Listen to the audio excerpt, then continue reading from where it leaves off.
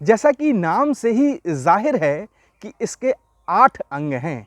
यम, नियम, आसन, प्राणायाम, प्रत्याहार, धारणा, ध्यान और समाधि। यम नियम प्रारंभिक 2 चरण योग की आधारशिलाएं, बेसिक हैं।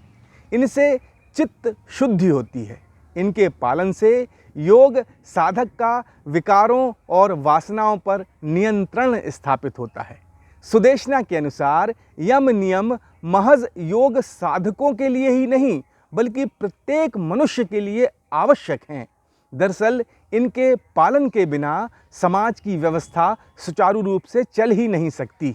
यम सार्वभौमिक नैतिक कर्तव्य, यूनिवर्सल मॉरल ड्यूटी है। यम के अंतर्गत अहिंसा, सत्य, अस्तेय, ब्रह्मचर्य एवं अपरिग्रह ये 5 बिंदु आते हैं। अहिंसा अर्थात मन वचन कर्म से किसी प्राणी को किसी प्रकार का कष्ट न देना।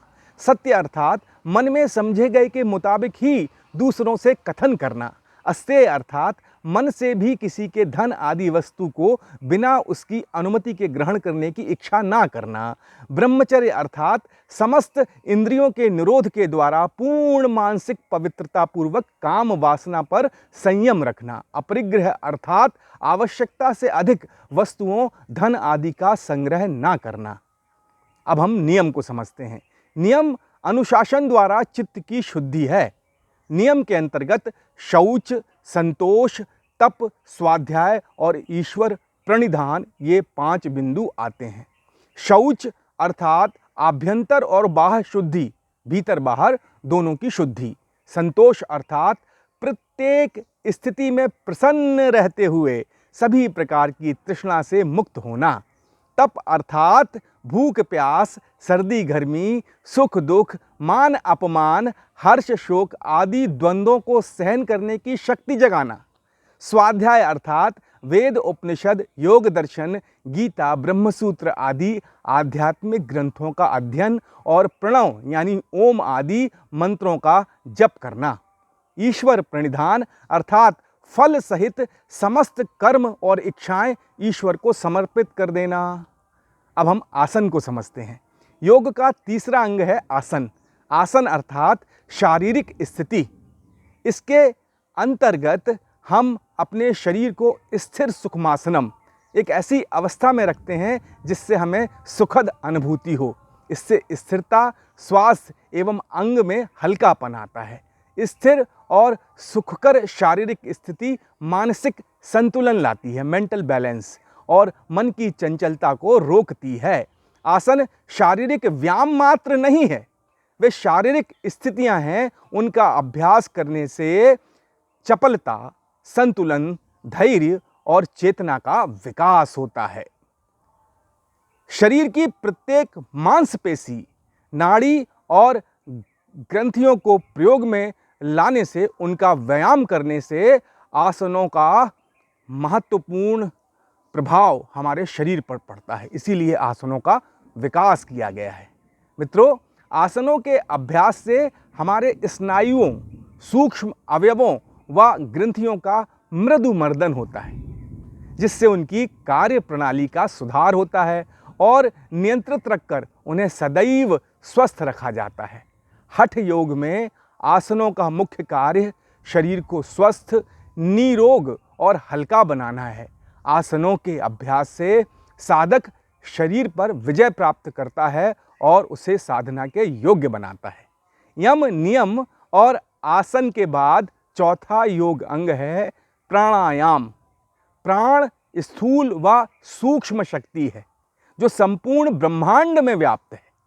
यह प्राण शक्ति समस्त जीव एवं वनस्पति जगत में सक्रिय रूप से विद्यमान है।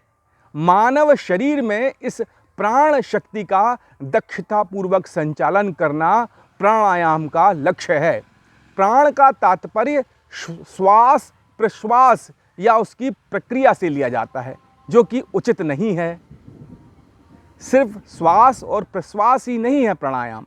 सुदेशना के अनुसार प्राण तो विद्युत तत्व है जो श्वास प्रश्वास को भी चलाता है। यह वह ऊर्जा है जो शरीर को जीवंत रखती है। ब्रह्मांड में जो भी गतिशील है विकासशील है और सक्रिय है, उसके अस्तित्व का रहस्य प्राण ही है। प्राण को समझ लिया, अब आयाम को समझ लीजिए। आयाम का अर्थ लंबाई, विस्तार, कसाव या प्रतिरोध है। प्राणायाम शब्द का अर्थ श्वास के माध्यम से प्राण तत्व का विस्तारण व नियंत्रण है। प्राणायाम क्रिया में श्वास को फुफ्फुस में भरना, अपने भीतर भरना पूरक कहलाता है। रिक्त करना रेचक और रोकना कुंभक कहलाता है। प्राणायाम के अभ्यास से मन का नियंत्रण सरलता से हो जाता है, क्योंकि प्राण और मन का घनिष्ठ संबंध है। जिस प्रकार अग्नि के द्वारा धातुओं का कचरा नष्ट होता है, उसी प्रकार प्राणायाम के द्वारा इंद्रियों के मल अर्थात वासनाओं को क्षीण करके चित्त को शुद्ध कर लिया जाता है। प्राणायाम के द्वारा चक्रों पर चित्त को केंद्रित करके कुंडलिनी शक्ति का जागरण भी किया जा सकता है। प्राणायाम से ब्रह्मचर्य की धारणा दृढ़ होती है। यम, नियम, आसन और प्राणायाम रूपी 4 योगांगों के बाद 5वां योग अंग है प्रत्याहार। वस्तुतः यम, नियम और आसन का अभ्यास दृढ़ हो जाने के पश्चात साधक प्राणायाम के अभ्यास के योग्य बन जाता है। प्राणायाम के अभ्यास से चित्त की चंचलता नष्ट हो जाती है, उसका व्यापार बंद हो जाता है। फलतः इंद्रियां भी फिर विषयों में प्रवृत्त नहीं होती। इंद्रियों का अपने अपने विषयों में प्रवृत्त न होकर चित्त में लीन हो जाना ही प्रत्याहार है। प्रत्याहार शब्द का अर्थ है पीछे जाना, वापस होना। इंद्रियों का विषयों की ओर ना जाकर बुद्धि तत्व की ओर अंतर्मुखी होना ही प्रत्याहार की अवस्था मानी जाती है। प्रत्याहार सिद्ध होने पर साधक पूर्ण रूप से जितेंद्रिय हो जाता है। यम, नियम, आसन, प्राणायाम और प्रत्याहार योग के ये 5 बहिरंग बाहरी अंग हैं, बाहरी साधन हैं, जिनका अभ्यास दृढ़ हो जाने पर साधक धारणा, ध्यान, समाधि के अभ्यास के योग्य हो जाता है। आज की पाठशाला में हमने आपको अष्टांग योग के बहिरंग साधन यम, नियम, आसन, प्राणायाम और प्रत्याहार के विषय में बताया। आगामी पाठशाला में हम धारणा, ध्यान और समाधि के महत्वपूर्ण बिंदुओं को रेखांकित करेंगे। तब तक आप अपना ध्यान रखिए। सुदेशना की आज की 69 पाठशाला को देते हैं विराम। आगामी पाठशाला में फिर आपके सामने होगी सुदेशना अविराम। ओम आनंदम